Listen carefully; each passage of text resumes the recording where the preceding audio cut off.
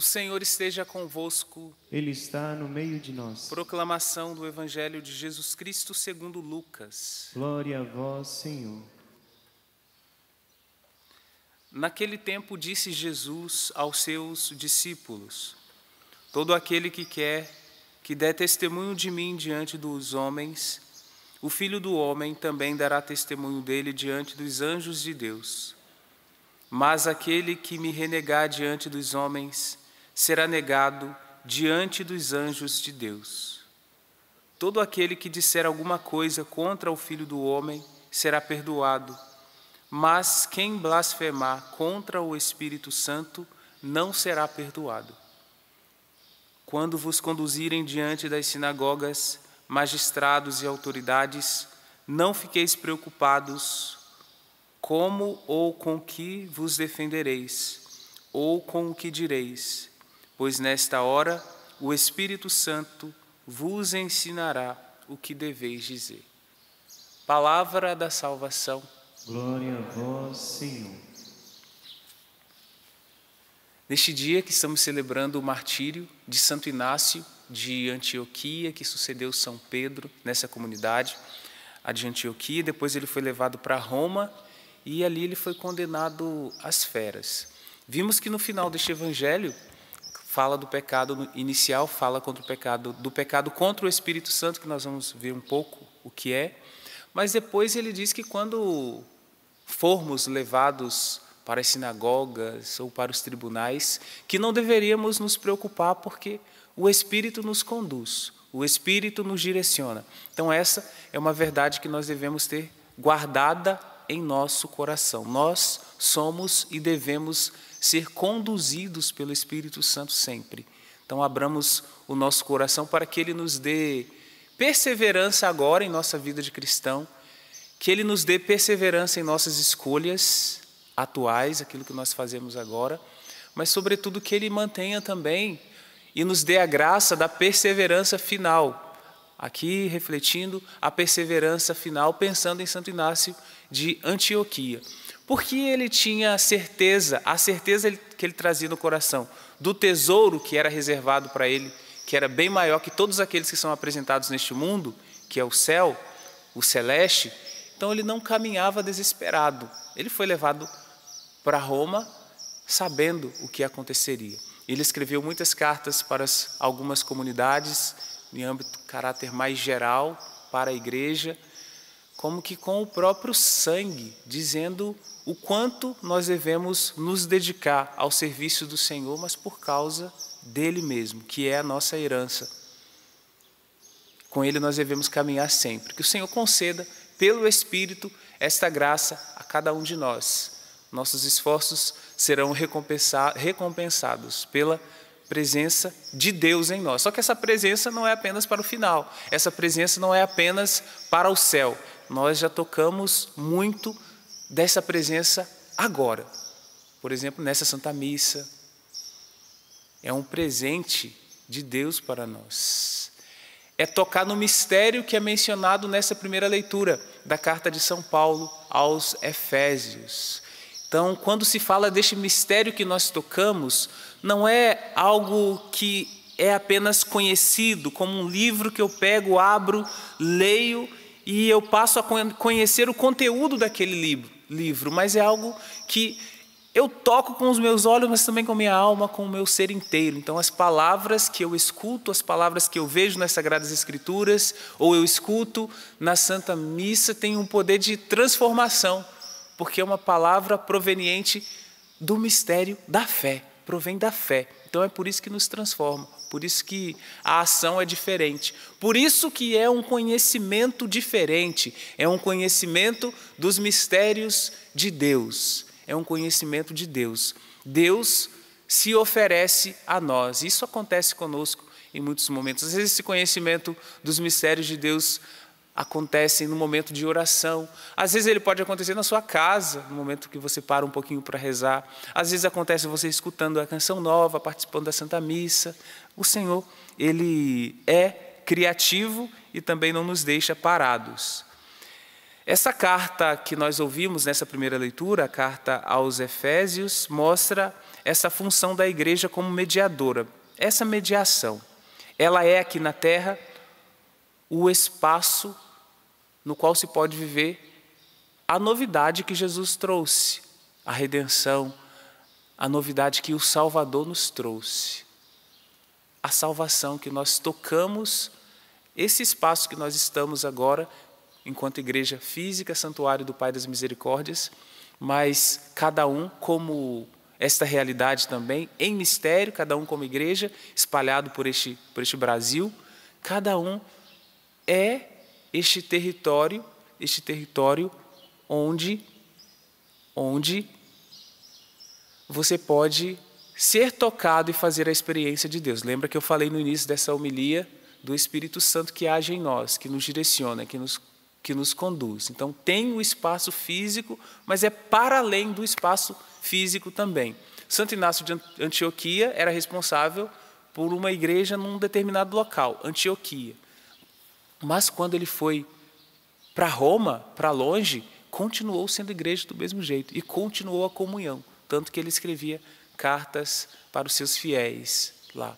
Onde estivermos é um território e um local propício para fazermos a experiência e tocarmos no mistério, para tocarmos nos mistérios de Deus. Veja esse versículo, o versículo 23. Sim, ele, Jesus, pôs tudo sob os seus pés. Ele está acima de tudo. Ele é a cabeça da igreja, que é o seu corpo, a plenitude daquele que possui a plenitude universal. Cada vez mais devemos permanecer nesse mistério que é o mistério da fé. Então nós enfrentamos o presente, nós enfrentamos o agora com tudo que surgir, mas nós temos este olhar de futuro. Este olhar de futuro que eu digo é o olhar de eternidade. O mesmo olhar que Santo Inácio teve, nós devemos ter também. Que assim vivamos com as direções dessa primeira leitura, com essas direções de São Paulo, que não é apenas para os Efésios, mas é para todos nós. Abramos o nosso coração para a realidade da fé, abramos o nosso coração para Deus e seus mistérios. E assim nós chegamos no Evangelho com essa pergunta. Aqui foi falado sobre o pecado contra o Espírito Santo. O que é este pecado contra o Espírito Santo? Que a gente escuta de vez em quando, se fala aí. O pecado contra o Espírito Santo é negar a graça de Deus, a ação da graça de Deus, a ação do Espírito, o perdão de Deus. Quando você tem a certeza que algo que aconteceu na sua vida foi graça de Deus, ou quando você tem certeza que Deus constantemente tem iniciativa, estendendo as mãos, oferecendo misericórdia, mas conscientemente você nega essa verdade e essa existência de Deus. Nega a graça que é oferecida. Deus constantemente oferece graças constantes e, sobretudo, a maior graça, a presença dele para você, mas você conscientemente nega neste mundo. Então, neste sentido, o que você escolhe agora define o depois. Define. Por isso que não terá perdão neste mundo nem no outro. Mas não terá no outro porque você não se abriu nesse. E Deus não vai agir, Deus não age onde ele não é acolhido. Se você não o aceita, onde ele não é aceito, ele não vai agir. Então, se você não aceita o perdão, você não vai receber perdão. É um pecado contra o Espírito Santo nesse sentido. Não aceitar a misericórdia, não aceitar as graças e dizer também, conscientemente, eu não aceito o perdão de Deus, mas em última instância você está dizendo, eu não te aceito. Então, se você não aceita, neste mundo também não será aceito. Depois, não foi você que escolheu. Não se trata de estar sendo excluído por Deus. Ah, mas ele é Deus, ele tem que saber de tudo, tem que conhecer meu coração. É Deus mesmo, conhece, sonda os corações. Por isso que nós não devemos condenar ninguém, né? Porque às vezes o lapso ali de segundo a gente não sabe o que aconteceu entre a pessoa e Deus. Então nós não devemos dizer, fulano morreu negando Deus, mas nós não sabemos ali os últimos segundos da pessoa.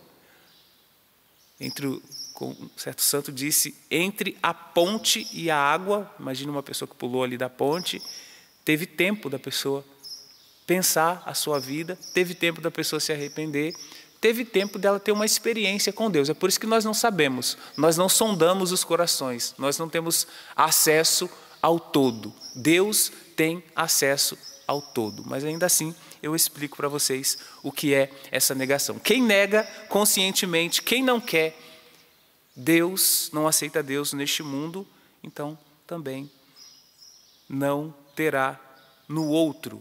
Isso é o pecado contra o Espírito Santo, assim definido.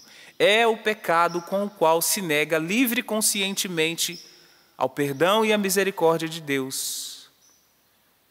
Deus, então, não agirá onde Ele não tem e não encontra o mínimo de abertura, o mínimo de doação, o mínimo de aceitação. Então, aceitemos que o Senhor molde o nosso coração, que Ele nos conduza e que em nossa liberdade, Ele nos transforme, em nossa liberdade Ele nos molde, em nossa liberdade Ele nos conduza. Então nós tocamos em algumas realidades nesta homilia. A primeira delas que nós ouvimos nos insere diretamente no interior, poderíamos dizer assim, no coração de Deus, porque nós devemos ser e tocar nos mistérios de Deus. Então aquilo que você não sabe explicar são os mistérios de Deus. Quantas vezes em sua casa, a partir de uma experiência religiosa, em algum encontro que você foi, você viveu uma experiência tão grandiosa, mas quando você chega com os de sua casa, as suas palavras são pobres demais para expressar o que você viveu. Porque você viveu algo de mistério, algo de grandioso. Você não sabe explicar o que aconteceu com você. Você não sabe explicar o que gerou aquela transformação. E todo mundo fica perguntando, mas o que aconteceu? E você não sabe explicar direito, porque nossas palavras humanas são pobres demais para expressar a grandeza do mistério e da ação de Deus. E é claro, o que você vive transforma o seu interior, transforma o seu exterior para sempre, mas aquelas pessoas que estão ali do seu lado não tocaram no mistério, não fizeram a experiência. Então, na maior parte das vezes, elas não te entenderão, não vão entender sua vida, não vão entender sua mudança, não vão entender suas escolhas, até que um dia elas façam a experiência também. Então, nós devemos rezar por elas, devemos pedir que o Espírito Santo as alcance. Nós que temos experiências de renovação carismática, nós temos a experiência do batismo, a efusão no Espírito Santo, toda aquela realidade de transformação que acontece conosco, com quem vive isso, viveu a experiência de alguém impôs as mãos, ou você veio aqui na Canção Nova e saiu todo diferente. É esse ser tocado pelo mistério de Deus. Muito mais do que você tocar nos mistérios de Deus, você é tocado pelo mistério de Deus. Você é tocada pela mão de Deus. Então o Espírito Santo realiza isso em nós. E aqueles que ainda não fizeram a experiência, nós pedimos para eles essa graça do toque da mão de Deus, do toque do Espírito transformador, do toque do Espírito que restaura tudo, do toque do Espírito que nos dá experiências que nós não conseguimos explicar.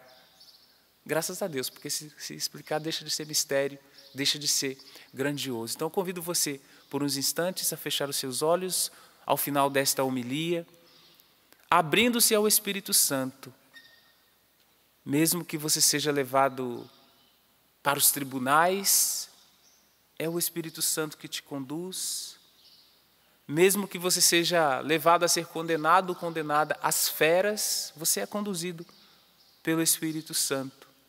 Que tenhamos, Senhor, o sentido de todas as graças que o Senhor tem a realizar em nós.